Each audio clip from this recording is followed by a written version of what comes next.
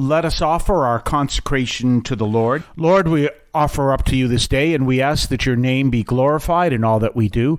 We ask that we may be in service to you, and we ask that all we do leads others to come to know your greatness, your love, and your joy. And we ask this through Christ our Lord. Well, again, we're continuing in Genesis. We're now in the 11th chapter of Genesis, and what happens here is the Tower of Babel. And this is a great story. And basically, by the way, just as a side note, if you ever go to a bookstore and you see a copy of St. Thomas More's Utopia, which was written back by St. Thomas More, back obviously in the time of King Henry VIII, and him actually very most likely prior to the separation of the Church of England, what is now called the Church of England, from the Catholic Church. And he wrote this whole description of utopia, of what utopia would be. And to be honest with you, you would swear that Karl Marx got all his ideas from this, because it's built on the same general idea. We all kind of work together, and everything. So anytime you hear about Karl Marx inventing communism, that may be true. He actually gave it a name, but St. Thomas More came up with something very similar. And the book Utopia, if you see it, if it's the right version, there's a picture on the cover, and that is a painting, I forget it's roughly around from the same time, but not from the time of St. Thomas More, and from the Renaissance, about building that tower. That's what it's about. Well, what's going on here?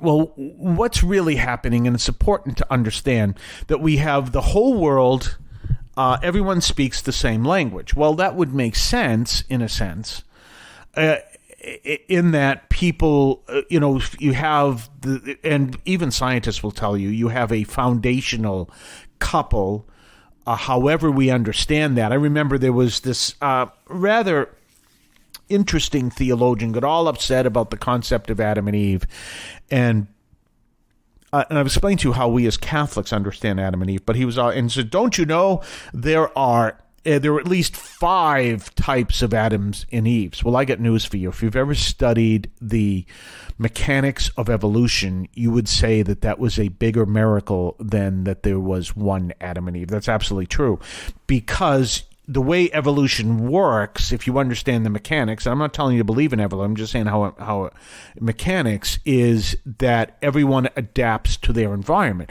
Well, if you have 5 different environments throughout the world, people are going to adapt to those environments, and they're going to be very different, as you will see. Certain tigers are one way in one part of the world, and they're different in another part of the world. And it's not just fur color stuff. There's a few other things, and that's one of the things I said. I said, "Oh, there've been 5 Adam and Eves." I got news for you. That's a bigger miracle than there was one. So we have to understand that. Well, now taking from that same understanding, this is the book of Genesis. Again, we don't necessarily take this literally, but what you do have is the whole world spoke the same language. Well, at one time, you can assume that was true. And how did language change? Language changed very similar to the mechanics of evolution. As people moved, their language changed. And you can see that in our own country. For those of us here, those of you listening in the United States, our language is different depending on which part of the United States you're living. It's very different in Boston than it is in Fort Lauderdale. It's very different in Virginia than it is in California. We all understand each other, but there are certain dialects that are very different. Now, when I was in the Philippines, they told me that the language of the Philippines is Tagalog. And someone was telling me, not a Filipino, said that Tagalog has such strong dialects that you could speak Tagalog in one village and go certain distance to another place where they speak Tagalog, but the dialect is different, and you would be able to understand each other. And that is the nature of how languages change and languages grow. So what we see is there was a time, according to Genesis, and that's very possible, that everyone spoke the same language. But what made it clear, what's the key there is not that they spoke the same language, but but that they all work together to build this tower. Now, I never understood what this meant, because it seems God gets upset that they build a tower. Why? It's like, well, okay, if we all decide to build a great big tower on the earth, we better not, because God's going to get upset. No, because the tower was there to symbolize that human beings had reached the status of gods. It was a way of exalting ourselves, and that's where God realized this would be a problem. Why would this be a problem? Let's go back to the original thing that we see in Cain and Abel. Why is it a problem? Because human beings have an inclination to sin, and if we go to a point where we don't take that into account, then that inclination to sin is going to lead us to cause great destruction. You know, you don't have to go study major theology to understand that. You realize that people are literally talking about having nuclear weapons ready in case the war in the Eastern Europe gets worse. You can't see a better proof of our inclination to sin than that. Because what kind of people think using nuclear weapons is a smart idea? Stupid people. And people tend to be stupid, all of us, and when you have people saying, hey, that's a great idea, let's use a nuclear weapon, that's a stupid idea.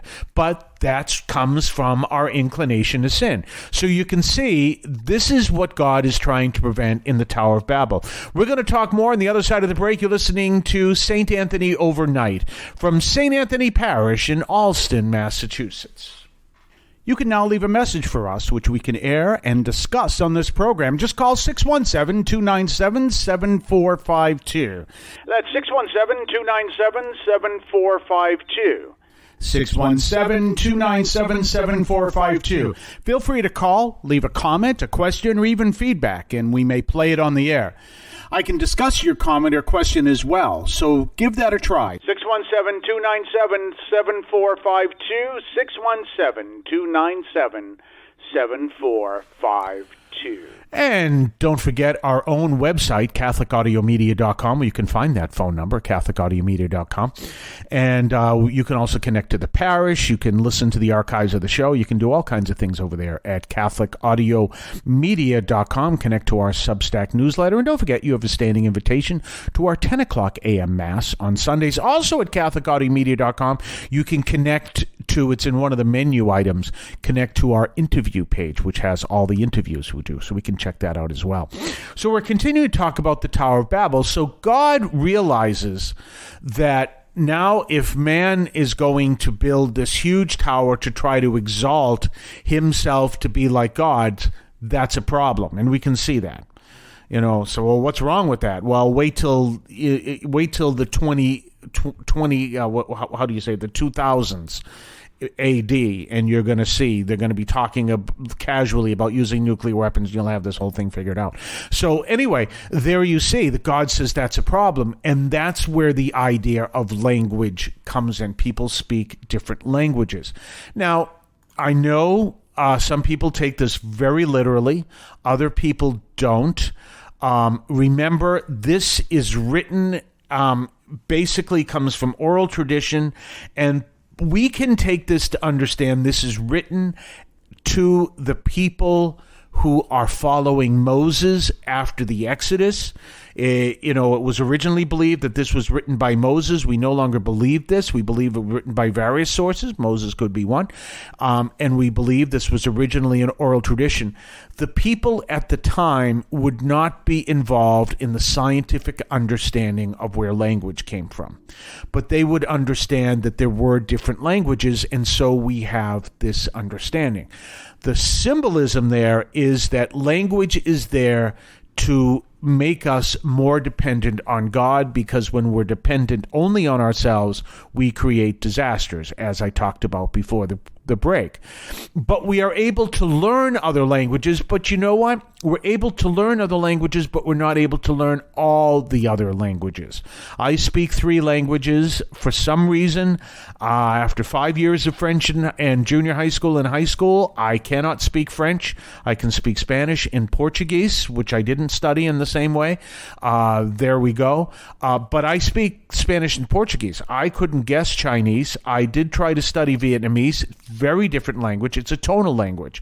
How each word is pronounced in a tone, almost like singing, and how you pronounce that tone, like ma or ma, two completely, totally different words. One pronunciation of ma, and I may not have pronounced it correctly, means mother. Another pronunciation of ma means devil. Completely unrelated words.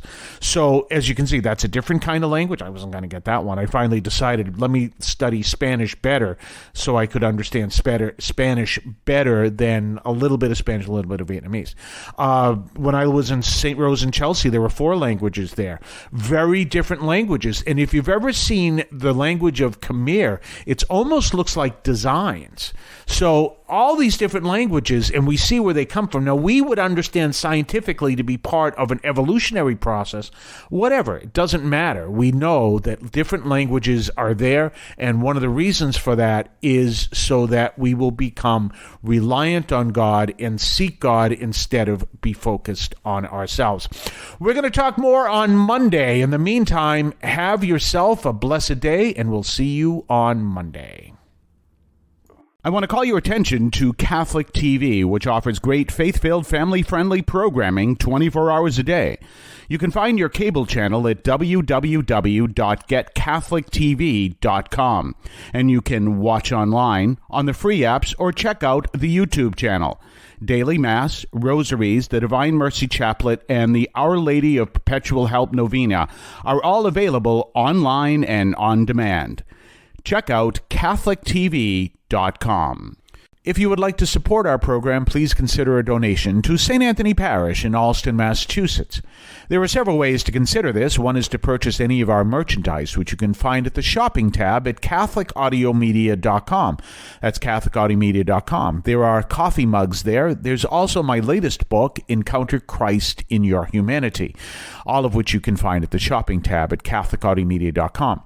You can also donate to the show directly through either the Donate tab, also at CatholicAudiomedia.com, or by sending a donation through the U.S. Postal Service with your questions and comments at 43 Holton Street, Allston, Massachusetts, 02134. That's St. Anthony Parish, 43 Holton Street, Allston, Massachusetts, 02134. Finally, the best way you can support our parish is to attend Mass on Sundays at 10 o'clock and be a part of our parish. We thank you for any support you would like to give to St. Anthony Parish in Allston, Massachusetts, the sponsoring parish for this media outreach to Catholics and other Christians in the WROL, WEZE, and podcast listening audience. In Cristo vivimos.